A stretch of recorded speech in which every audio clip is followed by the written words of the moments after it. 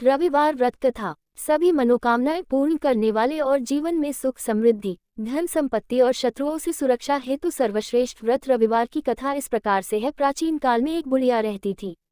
वह नियमित रूप से रविवार का व्रत करती। रविवार के दिन सूर्योदय से पहले उठकर बुढ़िया स्नान आदि से निवृत्त होकर आंगन को गोबर से लीपकर स्वच्छ करती। उसके बाद सूर्य भगवान की पूजा करते हुए रविवार व्रत कथा सुनकर सूर्य भगवान का भोग लगाकर दिन में एक समय भोजन करती। सूर्य भगवान की अनुकंपा से बुढ़िया को किसी प्रकार की चिंता व कष्ट नहीं था। धीरे धीरे उसका घर धन धान्य से भर रहा था। उस बुढ़िया को सुखी होते देख उसकी पड़ोसन उससे बुरी तरह जलने लगी।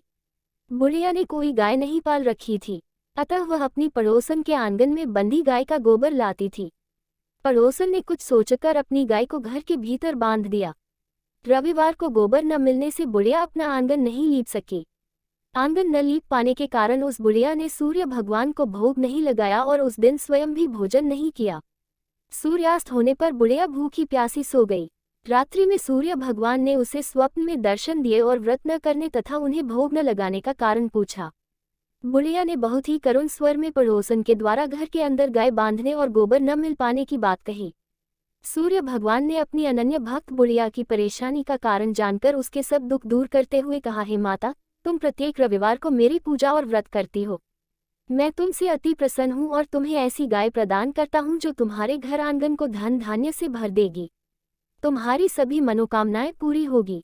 रविवार का व्रत करने वालों की मैं सभी इच्छाएं पूरी करता हूँ। मेरा व्रत करने व कथा सुनने से बांझ स्त्रियों को पुत्र की प्राप्ति होती है। स्वप्न में उस बुढ़िया को ऐसा वरदान देकर सूर्य भगवान अंतर्धान हो गए। प्रातःकाल सूर्योदय से पूर्व उस बुढ़िया की आंख खुली तो वह अपने घर के आंगन में सुंदर गाय और बछड़े को देखकर हैरान हो गई।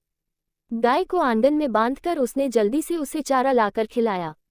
पड़ोसन ने उस बुढ़िया के आंगन में बंधी सुंदर गाय और बछड़े को देखा तो वह उससे और अधिक जलने लगी।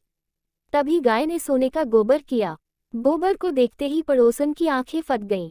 पड़ोसन ने उस बुढ़िया को आसपास न पाकर तुरंत उस गोबर को उठाया और अपने घर ले गई तथा अपनी गाय का गोबर वहां रखाई। सोने के गोबर से पड़ोसन कुछ ही दिनों में धनवान हो गई। गाय प्रतिदिन सूर्योदय से पूर्व सोने का गोबर किया करती थी और बुढ़िया के उठने के पहले पड़ोसन उस गोबर को उठाकर ले जाती थी। बहुत दिनों तक बुढ़िया को सोने के गोबर के बारे में कुछ पता ही नहीं चला। बुढ़िया पहले की तरह हर रविवार को भगवान सूर्यदेव का व्रत करती रही और कथा सुनती रही। लेकिन सूर्य भगवान को जब पड़ोसन की चालाकी का पता चला तो उन्होंने तेज आंधी चलाई। आंधी का प्रकोप देखकर बुढ़िया ने गाय को घर के भीतर बांध दिया। सुबह उठकर बुढ़िया ने सोने का गोबर देखा, उसे बहुत आश्चर्य हुआ। उस दिन के बाद बुढ़िया गाय को घर के भीतर बांधने लगी। सोने के गोबर से बुढ़िया कुछ ही दिन में बहुत धनी हो गई। उस बुढ़िया के धनी होने से पड़ोसन बुरी तरह जल भूनकर राख हो गई और उसने अपने पति को समझा बुझाकर उस नगर के राजा के पास भेज दिया।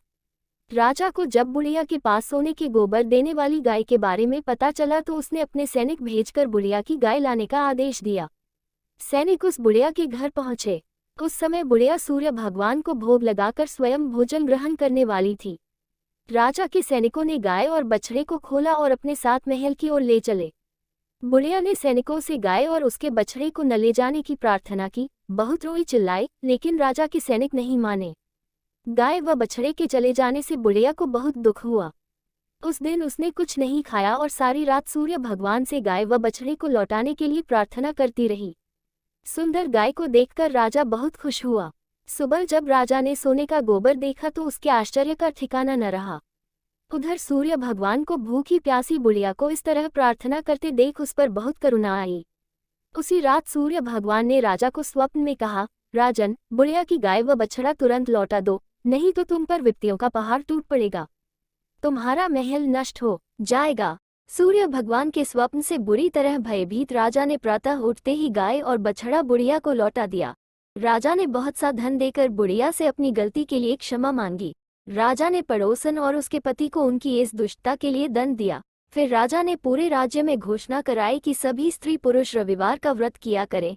रविवार का व्रत करने से सभी लोगों के घर धन धान्य से भर गए। चारों ओर खुशहाली छा गई। सभी लोगों के शारीरिक कष्ट दूर हो गए। राज्य में सभी स्त्री पुरुष सुखी जीवन यापन करने लगे। जय सूर्यदेव।